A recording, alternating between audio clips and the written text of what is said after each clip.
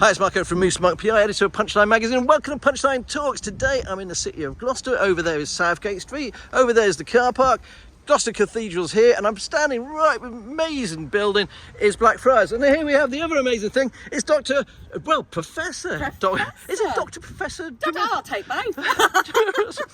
Anyway, lovely to see you again. It is the Gloucester History Festival. It started again today. I was the first talk of the festival, and for me, it's such a load of preparation, such a lot of build-up and anticipation, and then everyone's nervous getting out the traps, and we're out, and it was brilliant, and I cannot wait. We have just got the most incredible 10 days of talks and events. I'm so excited. Now, there are so many great guests. Can you name some of them off the top of your head? Well, I'm interviewing Stuart Lee tomorrow night. Bit of a hero of mine, bit of a friend. I watched his videos actually as well. I thought, oh God, I'd love to. I'm not here, but we have wanted him for years, and he said yes to me this year, so I'm really looking forward to that. I think Tom Kerridge is going to be great. Food, we think about history as some sort of academic discipline, but actually, it's everything, isn't it? How the past smelt, how it tasted, how it looked, how it felt. So I think that's what we're trying to do with this festival. We're making it about history, yes, but a different type of history. It's not straight battles, great men, kings, queens. It's everyone that's ever lived, and the buildings they've left behind them and their legacy. I mean, look at this place. The fact that we're even in a location where for over 800 years there've been public talks in that spot. This was where the Dominicans used to open up their gates, and the brightest minds of Gloucester of the time would stand there and share. And the idea that we're still doing that today, I mean, that is just so inspiring for me. And that's the problem with Gloucester in a way. There's still a lot of Gloucestonians don't know all that history. Yeah. The history underneath their feet, above them. I mean, that's why we started the History Festival here, because I think if there's one thing that sets this city apart from all its others, it's the rich history it has, the heritage it has, that it doesn't even acknowledge. If you took one of these sites and put them in central London, you'd have queues going around the block of tourists, and you'd be able to charge for anything you want. Here in Gloucester, there's a glut, and people simply don't shout enough about them. So now we're shouting about them, and that shared passion for this heritage, this city's heritage, is what can bring us all together as a community. Different groups, different diversity, all the different people that live in this city, they can all share in the place that we find ourselves now. But in part of that sharing, they can share what matters to them, their culture, their heritage, their history. And we all grow and learn through that sharing. Now, it's 14 years. You've obviously had an awful lot of fantastic authors, actors, academics. Who's been your favourite? I can't say. I haven't got a favourite. I've had some favourite events. A couple of years ago, we had Keris Matthews, the DJ and singer. She came and it was very left of field, but she'd written a book about food and cocktails from around the world, and she tied it into the history of different locations. And we stood in Blackfriars, and she made me cocktails, and she serenaded me with songs. We all sang lullabies together. It was the most beautiful close to the event. And as a result of that, we've upped our end game. So our final finishing act of every festival now is a humdinger. Last year, we had goth nights, amazing candles, and everybody listening to Incubus, Succubus and dancing. And this year we're going magic and cabaret, and it's going to be incredible. So I think if I had to pick favourite events, it would probably be the closing events, just because of the drama we bring to them.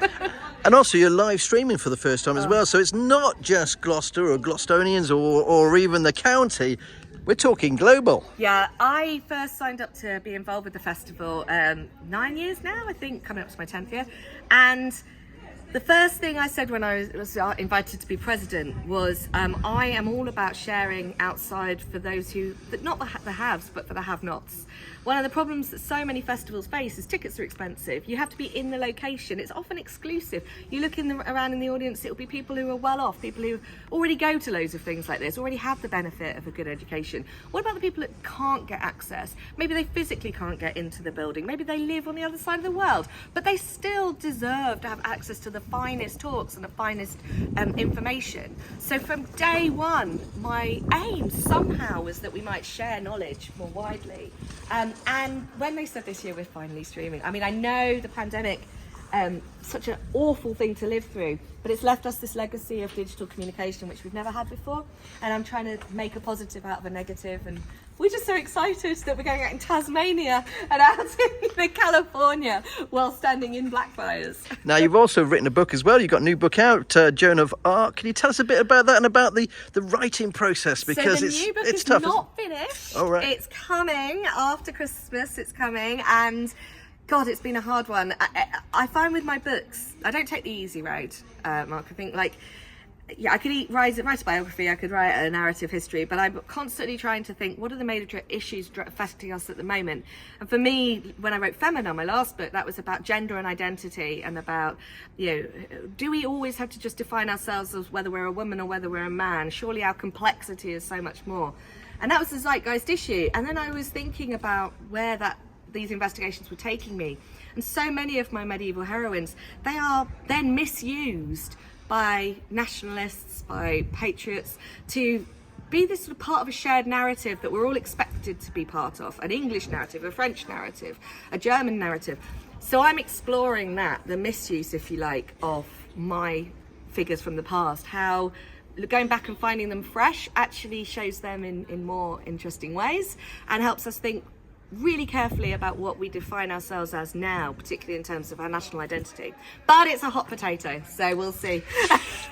Well, sometimes it's good to go to hot potatoes, isn't it? I've only got one innings. I've got to make the most of it. That's so right. I've got to hit the big issues. Now, we're just very quickly, because we're wrapping Yes. up here, this amazing building here that a lot of people don't realise. I've only got a minute left of the video. Yes. So can you just quickly explain about this? My favourite part of Blackfriars, remarkably, you might think it's the old remains of the church with its scissor beam roof that was oaks from the Forest of Dean given by the king to the friars, but this is my favourite bit. This is the remains of the south part of the cloister, what would have been a monastic cloister, and this was where the library and the scriptorium was housed. Up on that top floor, if you could get in there, you would see little stone corrals where there's actually still graffiti remaining of the bored scribes who were there recording the things that were held in the library, and they've put little doodles, little pictures. And for me, being in a space like that, it's one of the only surviving ones of its kind.